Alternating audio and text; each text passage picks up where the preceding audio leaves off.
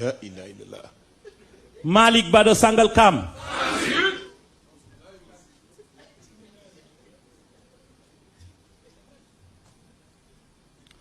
Affaire bateau le Joola.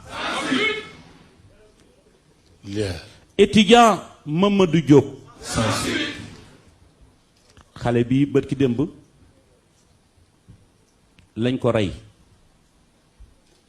mu doon taalibe yaakaaru famiyam ñu boom ko ñoom ci ëllëg sa lu ñu wax ngelaw la ngelaw lu ndaw la te kat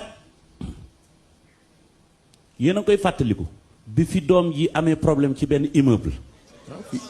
immeuble Tamaro. non comme Hollywood musuma gis loolu man sorewuma woon boobu temps hélicoptère yi di ñëw di mais comme film yi après moom mu dawee fële de bureau de ñëw ba di génne doomam mais moom dafa gën Mamadou Diop gënu ko